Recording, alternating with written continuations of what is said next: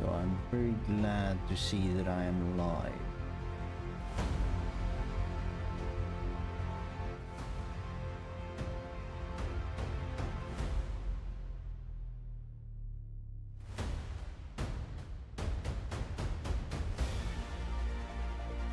So who can tell me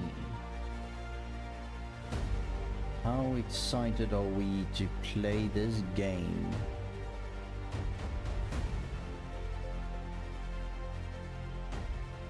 Because I, for one,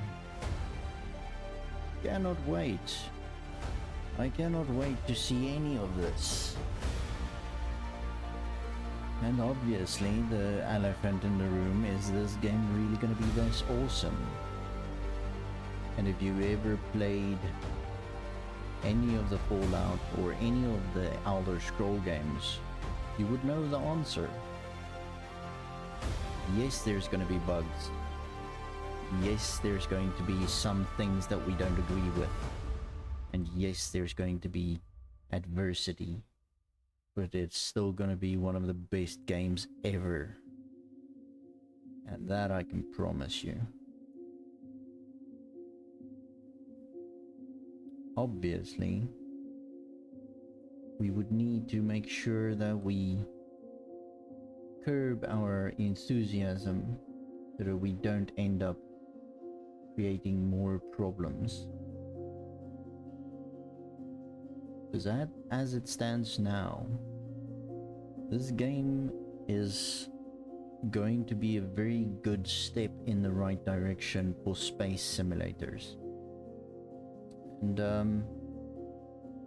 I, for one, am very excited to see what is going to be in store for the next Starfield.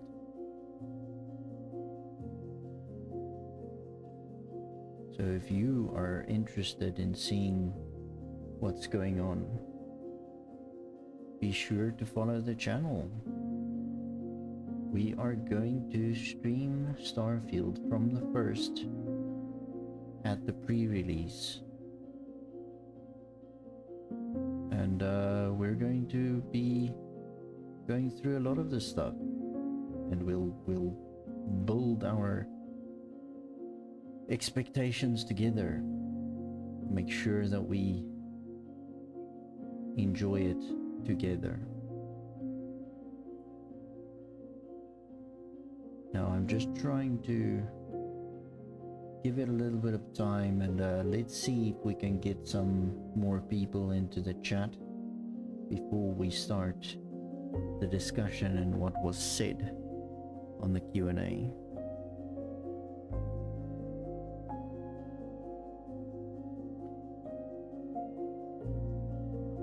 And while we wait, we can just have a look at all the in-game footage and all the stuff that's going to be very exciting to see for the first time in this game. Because this is ultimately going to be very, very cool.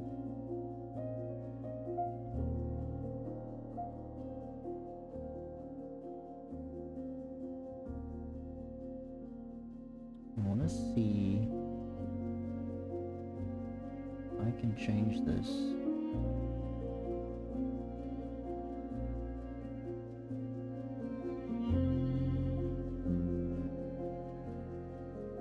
This should work better.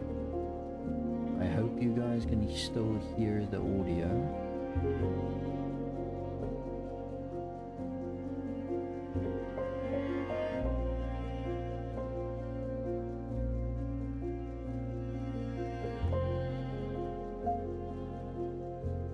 So, please feel free to chat. Let us start this.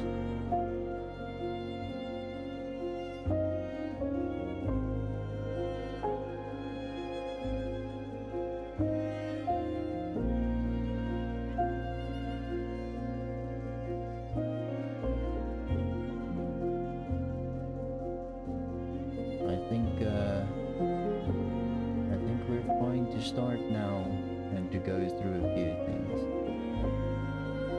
So as you all know, there was a Q&A, and there was a few things discussed, and we've got a few questions and answers where Will, Chen, and Emil answered a few questions from the different people. So we're going to go through those and see.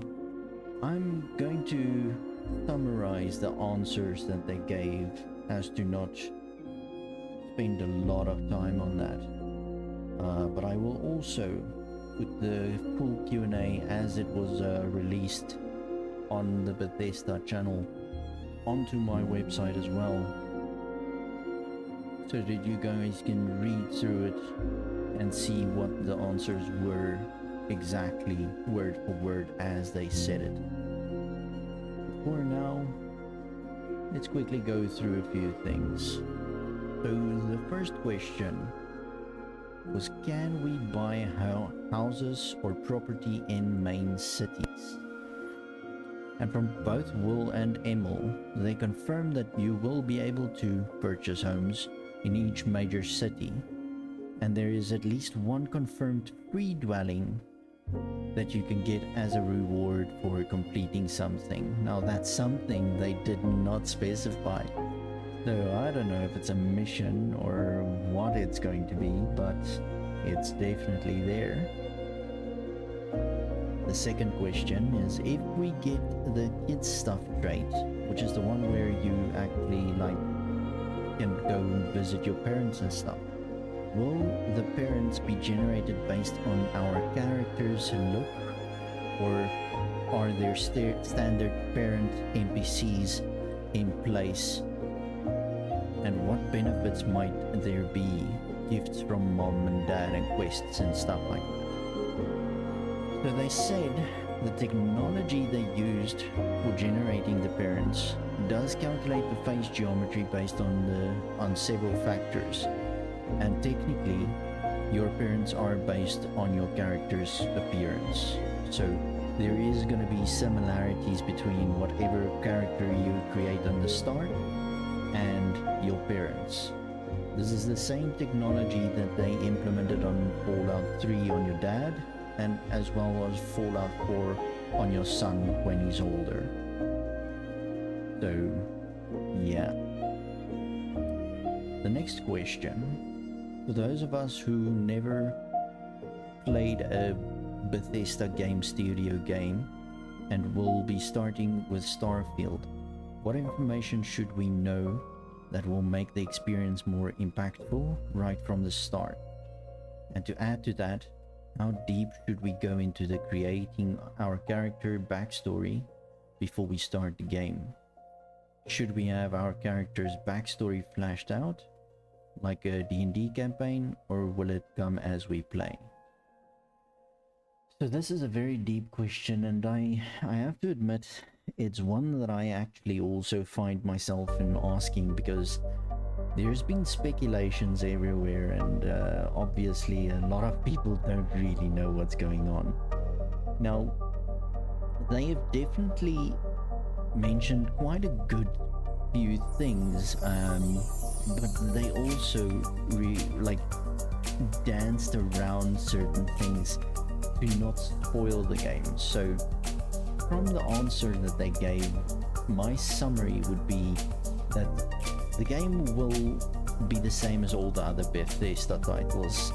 So all the games we know and love, Elder Scrolls, Fallout series, all of them, they were pretty much the same idea, where you can either just click on random start and just run with it, and you will pick up the most important bits of the storyline as you go. They'll never leave you with a feeling where you don't know enough to carry on with the game. But obviously you're not going to have the same amount of impact as when you know all the backstories of your characters, where you know from which city somebody came. And looking at the animated series that they are releasing on the website, you can definitely see a lot of things where it's going to be a lot more impactful if you know the story. Like the wars that raged before, the colony war. And it's a very big thing to make a note of, is the fact that it's a singular. It's not colonies, it's a colony war. So it was only one colony that was in the war. So things like that is definitely going to make a much bigger impact. But obviously it's not going to affect the gameplay in such a way. It's not an exam in school. And they try and make that clear. It's all just relative. You can still play the game well enough without knowing all the backstory and going through archives and books and reading and stuff like that to make sense of it. But obviously, like we all know, it's definitely going to be more impactful if we have all of that information. So the next question was, how will the smuggling cargo system work? Can we hide it somewhere in the ship and sell it for a bigger profit, or how does that work? And they do mention quite a few things there, but the idea is you will be able to smuggle illegal wares onto the major cities as well as obviously the colonies. But you would need to install specific modules into your system, like a deep scan type of blocking mechanism or so. You will also obviously need to make sure that your ship is capable of pulling the cargo, whatever.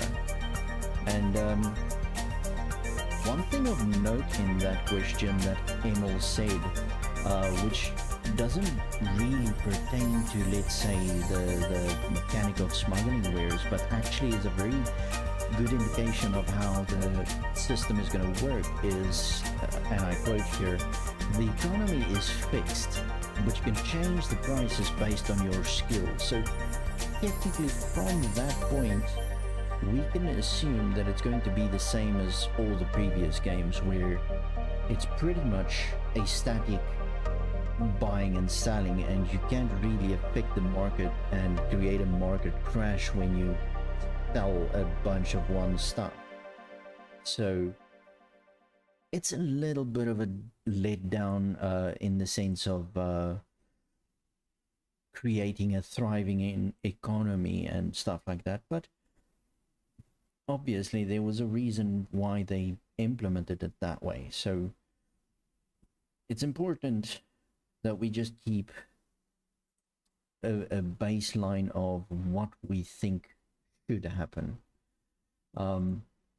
Obviously there is different scenarios that they played through when creating the game, and that is going to basically impact a lot of things that needs to be done. So the next question was, will there be a jail system like in Skyrim if we've committed a crime?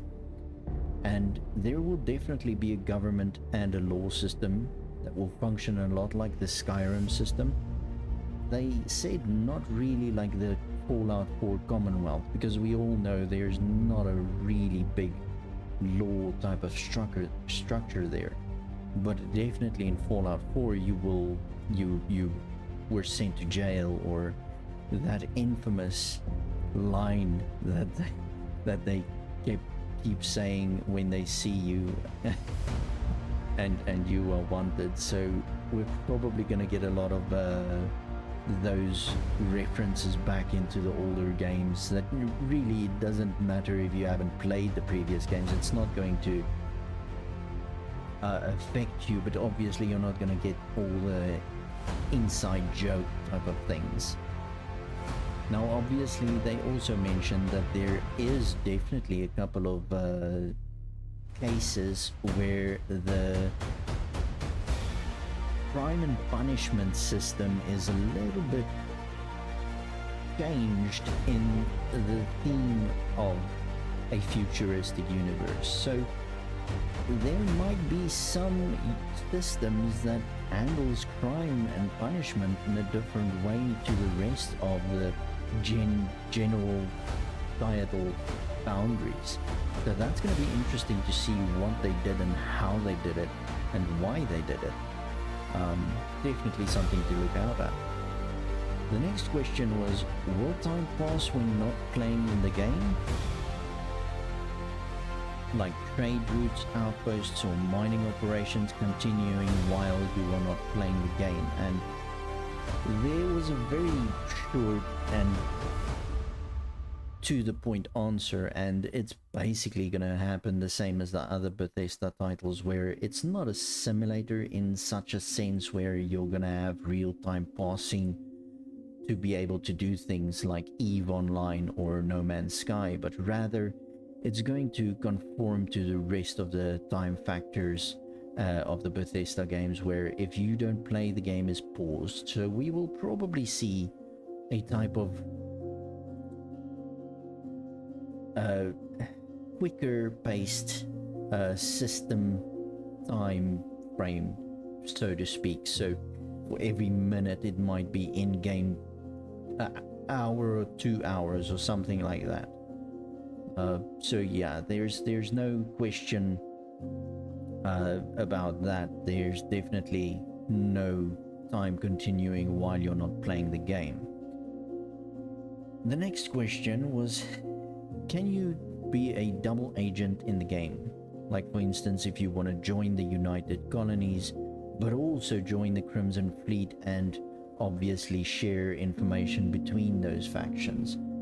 And the idea here is that it's definitely doable and actually should be done, because it's actually part of the main storyline, where the two factions obviously fight against each other, and that they actually get you to be a double agent for them. So it's definitely a function in the game. Now, they also did mention that if you decide to, for instance, go against the UC, which is the United Colonies, and side with the Crimson Fleet, the UC will not be happy about it.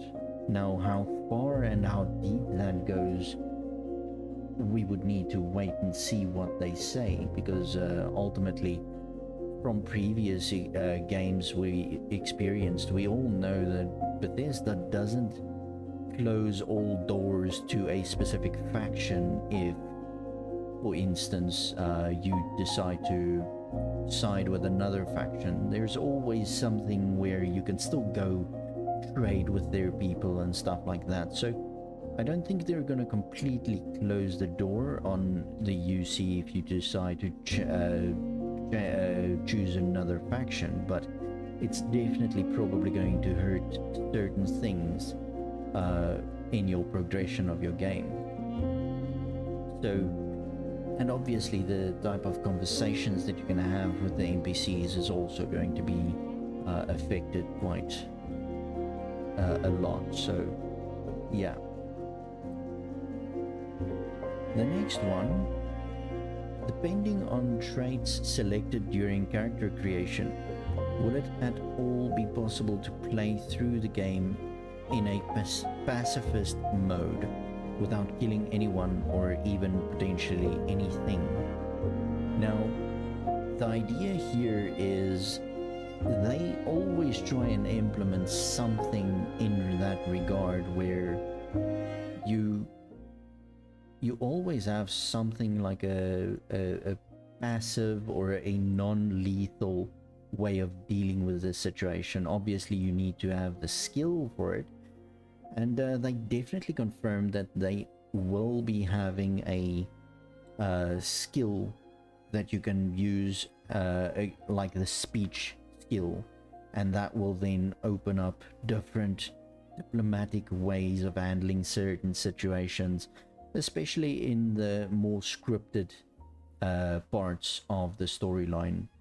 Now, in the less scripted parts of the storyline, there is also non-lethal weapons that you can use in certain situations, but ultimately, the further away from civilization you try and explore, the more you're going to have to defend yourself. So ultimately, I don't think it's going to be all that possible to do a complete pacifist playthrough, but you can definitely try. The next question: what are the beliefs and basic history of the religion we can join?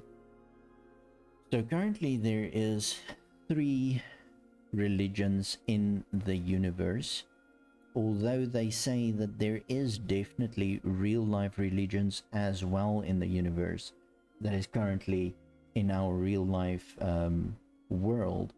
They are also in the game, but not focused upon. The focus is upon the 3 new religions that they have added, and those religions are basically Sanctum Universum, which is type of a Christian following scenario where they believe in God, and they believe that God is trying to get humanity to follow into the stars and come and find him. Where the next religion would be the Enlightened, which is more of an atheist type of group that focuses on humanitarian and community work rather than a deity. And then the third and final main religion is House Varun, which is a enemy group. So unless you have certain traits and stuff, you might not be able to get them to like you at all, and you might not even be able to join them, but that wasn't said, so we don't really know all that much about them. But yeah, so they are definitely something to look out for, and they basically believe that in a great serpent. Next question: how many companions total will we be able to recruit? Now, I actually would have had a little bit different type of question to this, although it's not very pertinent because I'm obviously going to be able to do this in mods. But the answer to their question was there is currently over 20 named characters. Hi Godly Toast, how are you? So these named characters with complete backstory and they are central to the main storyline. They will be able to join your crew, and they will stay with you after the storyline ended. There will also be generic crew that you can hire to assist with your outposts and ships. I think all of us are pretty much excited to get this game. I for sure am definitely excited, and I will be streaming it from the first. So if you want to join me on the first to go through this, follow the channel. If you don't want to have spoilers or anything, that's completely fine, and I understand that. I also don't like spoilers all that much, especially for a big title like this, so no worries on that. But anyway, I just decided I want to share this Q&A, all the questions and answers that they gave us with the community while we've got it. So the next question: when we assign crew members to work at our outpost, do we have to pay them salaries? And this is one thing that I truly feel they could have implemented, and the people would have loved it either way. But they said, unfortunately, they've implemented the same thing as Skyrim, where you just pay an upfront once-off payment, and they are then recruited like you would recruit the people from the tavern or whatever in Skyrim. They did have a conversation about putting in a salary-based mechanic on this, but they said it ultimately would have taken away from the flow of the game, because there would be just too many things that the player would need to think about and try and remember, and that might have been a big problem. Next question: will our companions be able to level up their perks? So this again, I feel, is based a lot on Skyrim's idea, in the fact that it's not going to be they won't be able to level as like the player does, but rather they have specialized roles and specific ranks that they are given when you recruit them, and these then will benefit you in certain ways. It is not actually going to work like that completely. So Godly Toast just asked, is everyone's playthrough going to start the same planet or random? They did actually say that it's based off of your backstory that you're going to choose for your character, as well as there's going to be certain things like if you choose a custom game, it will then randomize it in a specific sense. I'm guessing they're still going to keep you at one of the major cities when you start. Even if you randomize it, might randomize it to a different city each time, but obviously the every time you restart, there's only so many major cities that you can start from, and you will eventually end up where you started. Next question: will their perks stack with ours? This is now for the companions and crew, and they said definitely the skills will stack for your companions and your crew members, and they will basically consist of specific support roles, which will either assist you in boosting your ship stats, like the grav jump drive, which basically lets your ship jump between solar systems. That range can effectively be increased a lot by just having the correct crew on your ship.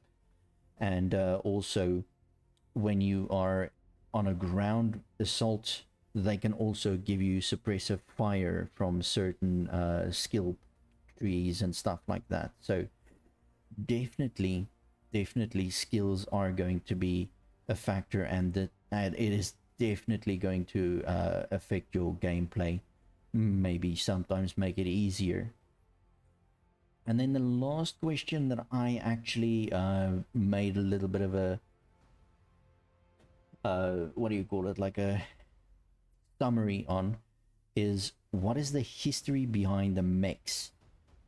So you can see there's a lot of randomly scattered mechs, like almost like scrap heaps and stuff like that, and they say the mechs are left over from the colony war. Again, focus on the colony war, not colonies.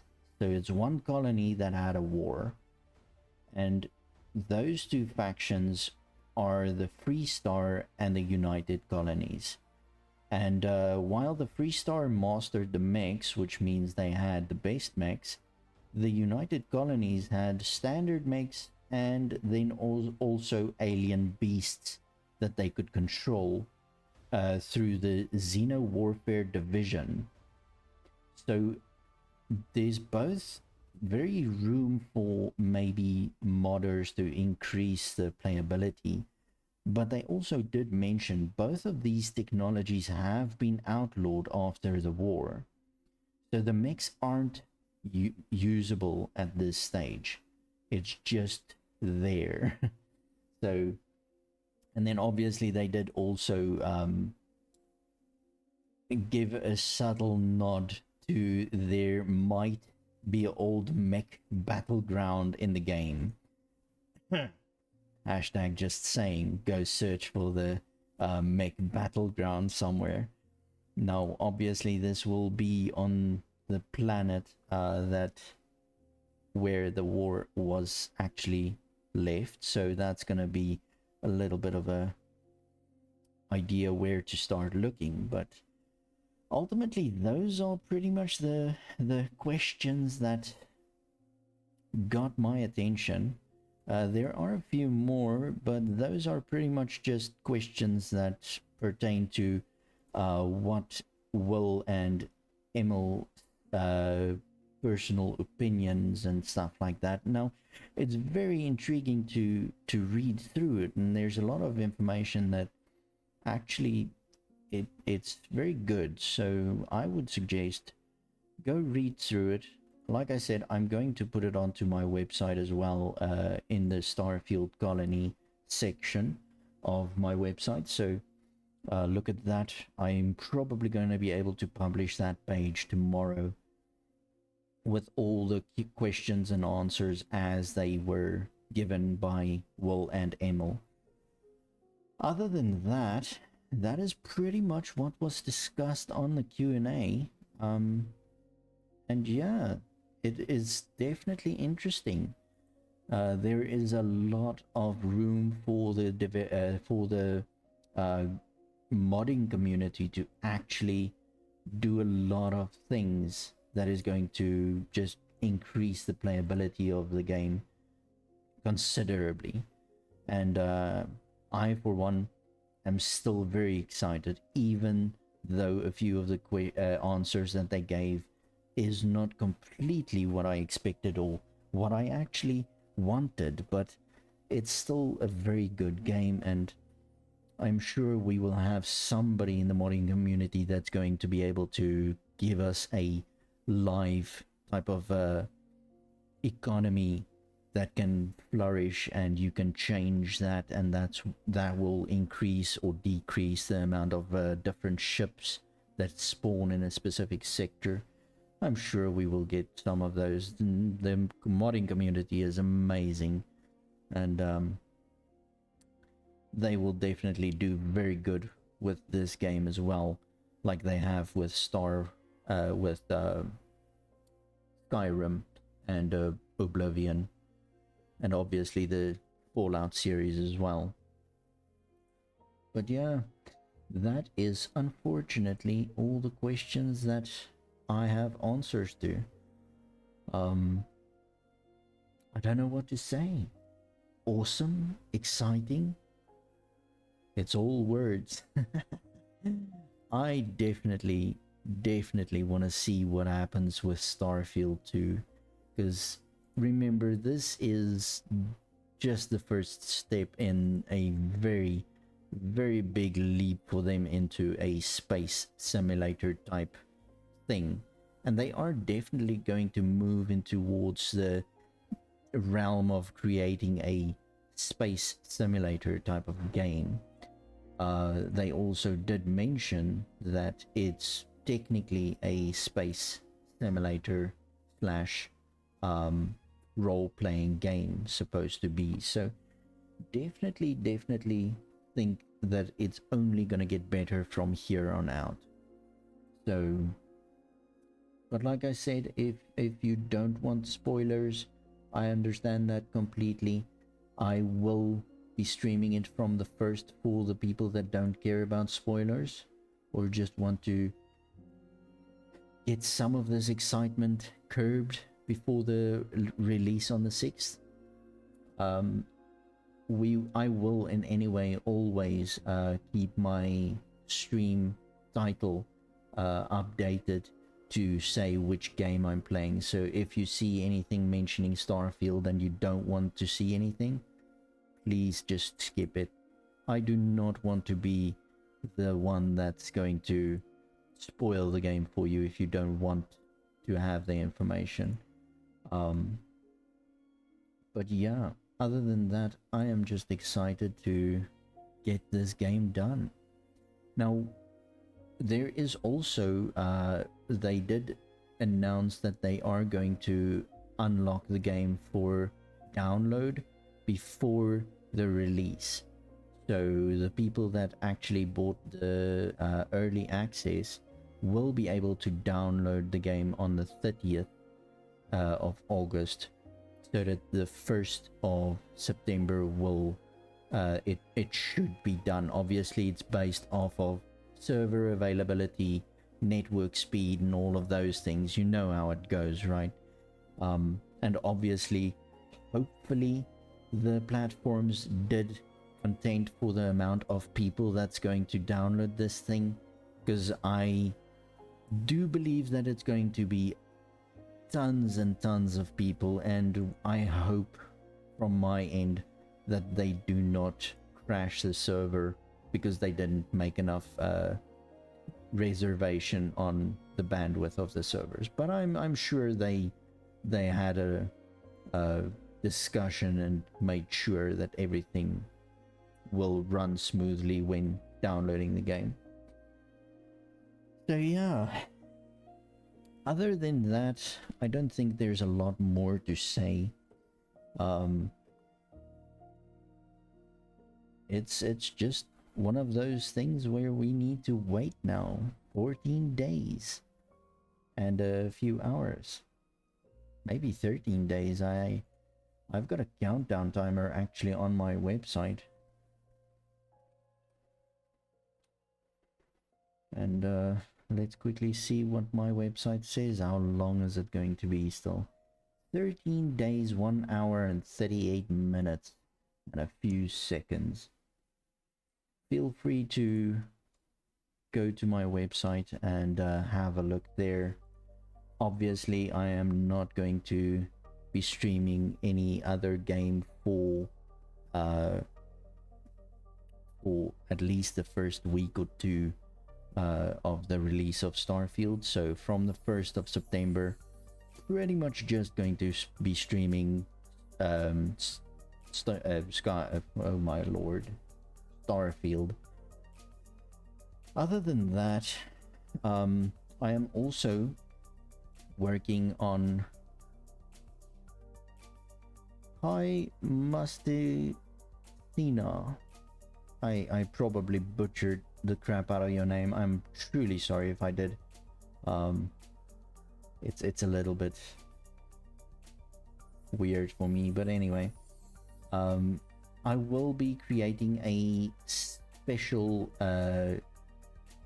edited version of the playthrough, which means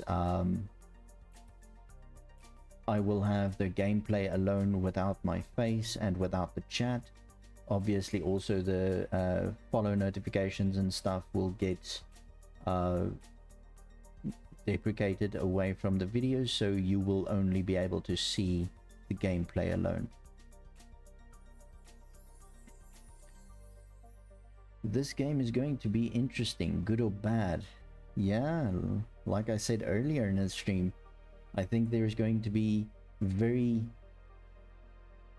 big ideas and two different sides where people are going to obviously have some things that isn't going to go their way, or ideas that would have been implemented better in their opinion, and obviously we all think in a certain way, so we can only take the game as it is unless we can mod it.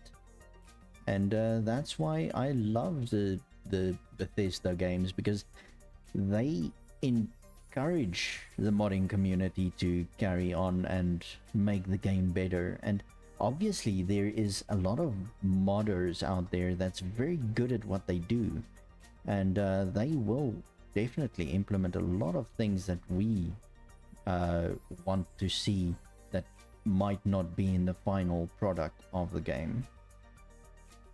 Which edition am I getting? Well, I myself already got it. So I got the normal, not the normal one, but not the Constellation one. I got it's the version that has the early access, but not the watch. To be honest, I can't remember what it's called. I'm trying to open the Steam page right now to try and see which one it is. But I did definitely pre-order it already.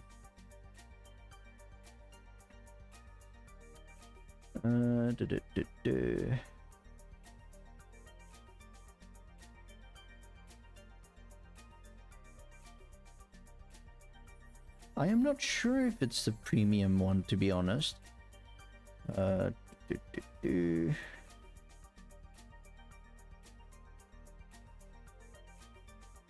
Yeah, I think it is actually.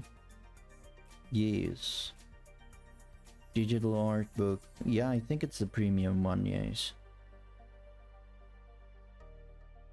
But yeah, I already got it, so it's in my library, just ready for download.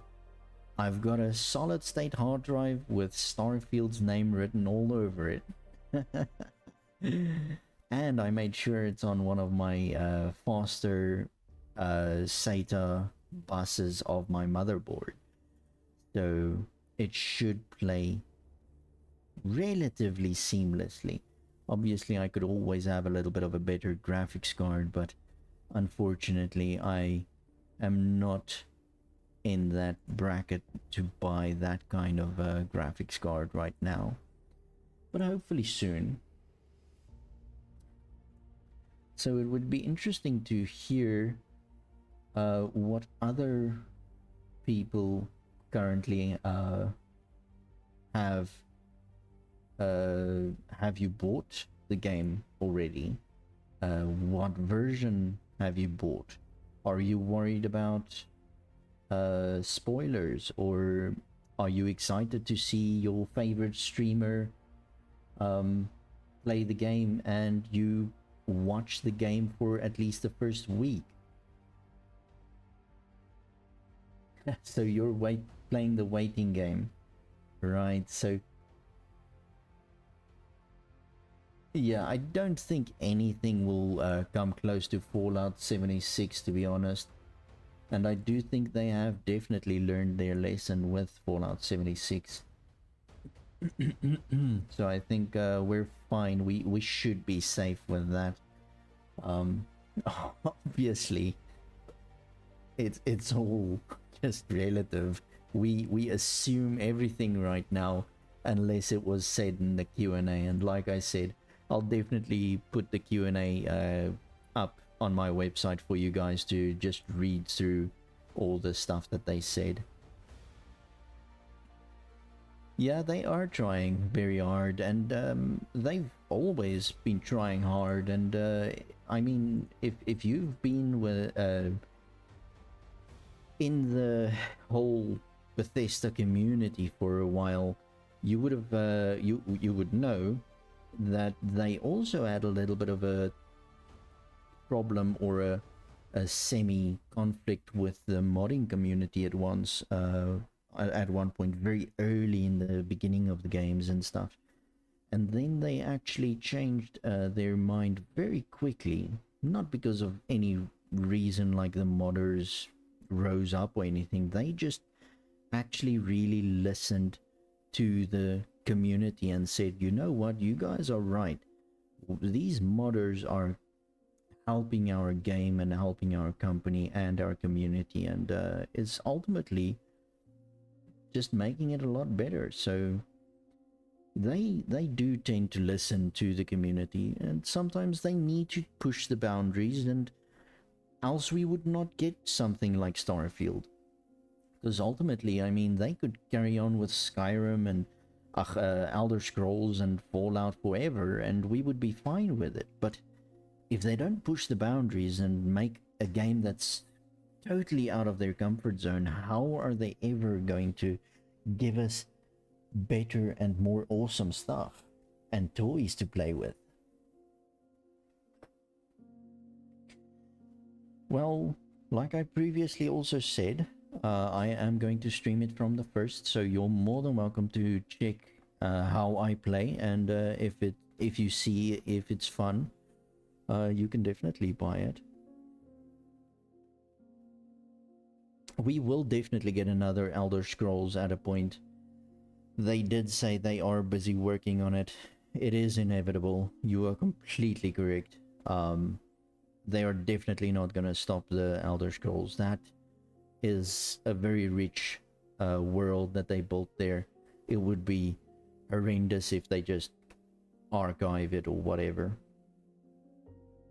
And yeah, Starfield might work. I mean, we can see that the premise will work if we look at games like Elite Dangerous, No Man's Sky, X4, which I am actually a avid streamer of X4 as well, because I love the game, and that's another publisher that I truly enjoy their games of, and they do also listen to their community very well, is X4 Egosoft.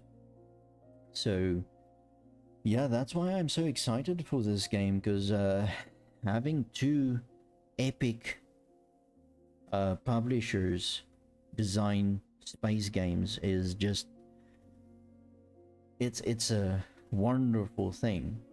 It's amazing, to be honest, and I couldn't ask for more, really. This is something that I have been excited about since Freelancer, and it's on its way to becoming a very good idea. I think we can definitely look forward to maybe Starfield 2 or Starfield 3 might have a flowing economy that actually revolves around what sales are made and what mining is done in the sector, and not a static what do you call it, a static economy like Starfield 1 will have, and obviously Skyrim and all the other games.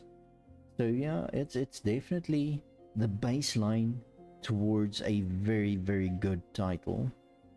I mean, Elder Scrolls didn't start with Skyrim, right? I mean, they had a bunch of Elder Scroll games, and they built from scratch all the mechanics into that game until it came out to Skyrim, which is just an epic piece of art, to be honest.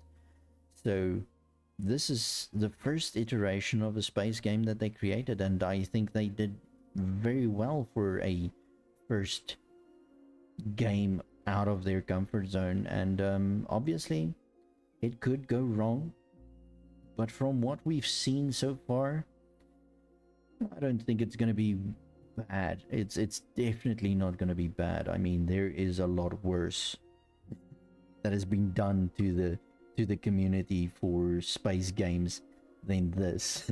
I'm not gonna name names. This is not the channel to name names and create controversy, right? But yeah, it's definitely one of the things that I am more excited about right now, is the release of Starfield. And like I said, from my countdown timer on my website, 13 days, 1 hour left. That is amazing. I have to admit, I cannot wait. And thank you very much for following. Still can't pronounce your name though. Masticina. I think that's pretty much close to what it's supposed to be. I truly hope I'm not butchering the crap out of your name. I really hope so. But yeah, Um, that's fine. As long as it sounds good to you, then I am happy. My voice isn't always one of the best or easiest to listen to, but here you are following my channel still, right? So it couldn't be that bad.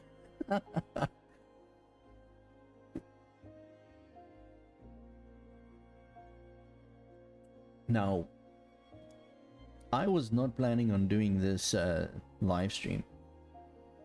I was actually in the progress of streaming X4, and then they released the recap of the Q&A with all the answers that they gave to the questions and stuff, and I just thought to myself, you know what, I need to do this. I need to get this information out to the people, see what they say, and obviously everybody's still very excited.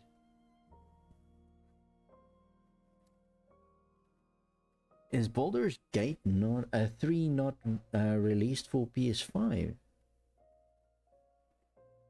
That is a bit sad, isn't it?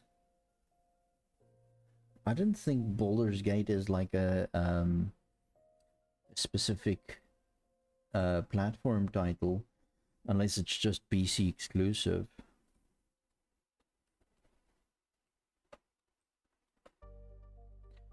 So when is it going to release on PlayStation? That would be the main question, right? Ah, it's a Microsoft title, it seems. Or am I being weird? No, I'm being weird. Not a Microsoft thing.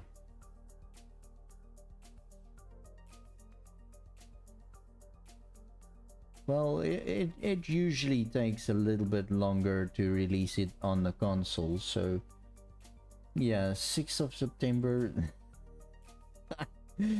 Oh my god, that's just bad, man.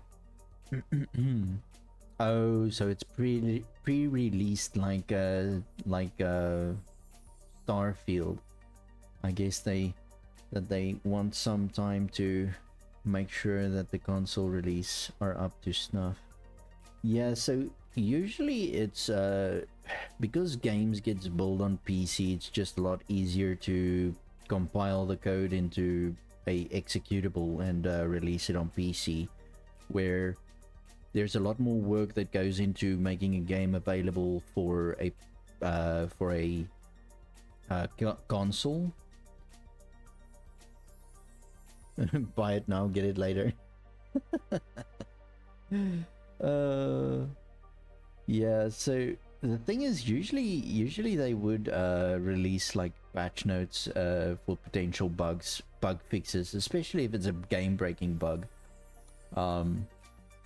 Because consoles are pretty much standard hardware that doesn't change all that much, it's very easy to make sure that if it's playing decently on a Xbox, it's gonna play decently on all the Xbox, because there's not a lot of room for error on the hardware side, you know, where PCs are a lot more susceptible to having potential CTDs, crash to desktops, because hardware are very different.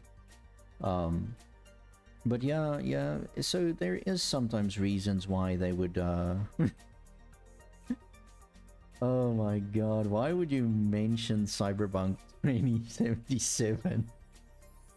Oh my god, you just want to be a troll tonight.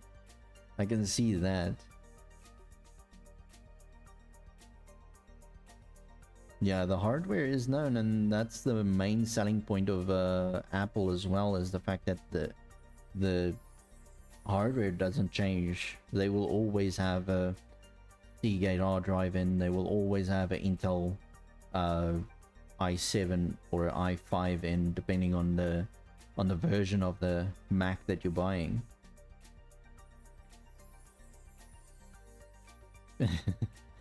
Yeah, pretty much all the consoles run smooth.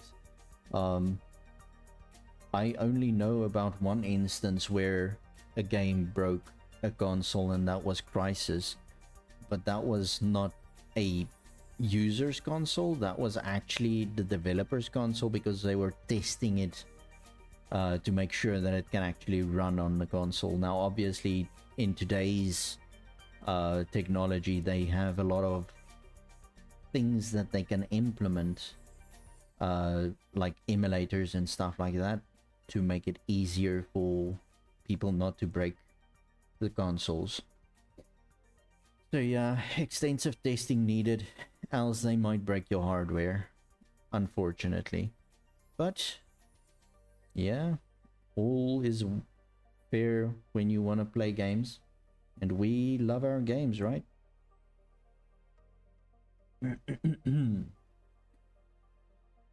So yeah, like you guys can also see, it's a very minimalistic overlay that I went with, and I also implemented a fun feature to this overlay. So if we go into a cinematic view or a clip, like a movie clip or something, I can't even remember what that's called, but anyway, I can just hide it, and you will potentially only see the gameplay. And once we're done and we're back to playing first person, I can just unhide it. And I will also be building up a type of YouTube playlist of Starfield episodes where it's more just storyline and not that much gameplay. Obviously, no HUD, no my face, no chat, no following notifications, nothing like that. So you can either watch from the first and see the chat, see the interaction, see the community, or you can wait and see only the cinematic type of idea afterwards, because obviously it's going to take some editing to get all of that done. But yeah, so exciting times, exciting times. And feel free to also follow my or subscribe to my YouTube channel if you want to. There is ARC videos. Obviously Starfield is going to be the main attraction on my YouTube channel for the next few weeks. Believe me, I am going to play this game endlessly. I have made sure that I am going to play from the 1st of September uninterrupted. Well, almost uninterrupted. We have things like power cuts and stuff that might interrupt me, but it's going to be almost uninterrupted stream for at least 6 days or 7 days or so. So we can get decently far into the storyline within the first week of pre-release.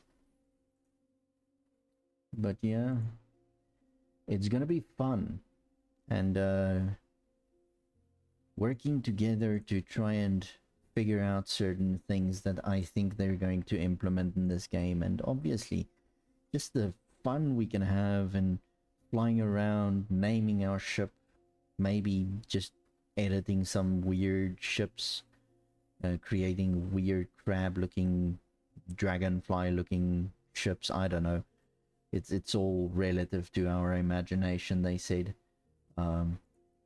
I don't think so. I think it's all relative to the amount of coding they did. Because I think we might actually like have too much creativity. This community is just amazing in what they do. Just look at all the modders. They are just superheroes in my book. But that's it. Now, it was fun discussing Starfield, and it just got me more excited. I don't know how I'm going to try and sleep after this. Obviously, it's a very, very exciting time right now. It's very close to being a release time, and I will definitely be starting my stream before the release so that we can all be ready. Yeah, definitely. Once Starfield hits, yeah, no, we're going to do this from if once that play button is ready, we're gonna click that and we're gonna go for it. It's going to be me, you, and pizza. That's it. Oh my god, it's gonna be fun. It's gonna be fun. So yeah, but yeah, thank you very much for joining me here. I appreciate it all. And if you did miss the questions that I answered, please feel free to go and rewatch this video. The start is basically where I talk about the Q&A and all the questions that they asked and answers that they gave onto that questions. And like I said, I am going to put the official Q&A script onto my website so that you guys can go and read through that yourselves. And yeah, enjoy that and keep the excitement. Obviously, in certain terms, don't go overboard. Don't get yourself like too hyped up so that you actually get disappointed when the game actually releases. The game will obviously still just be a game. It's not a galaxy on its own.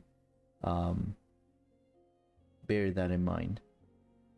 But other than that, it's still going to be one of the most epic games that we've seen, and it's obviously going to be a very good experience to have, especially with the community. And I appreciate all of you, and good night, and see you soon in Starfield.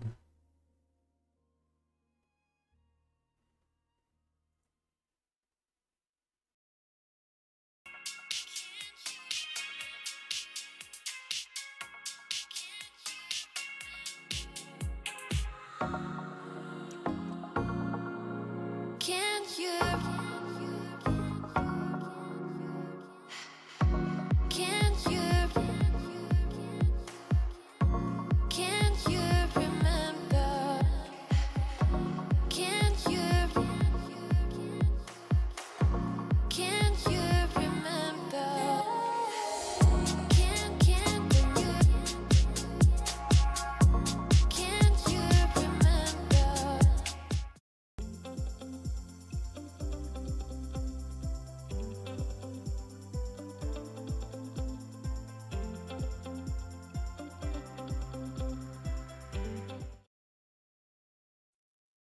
Hey, thanks for joining. Can I go to bed now, please? No, but seriously, thank you very much for joining Prospect DK, and see you soon.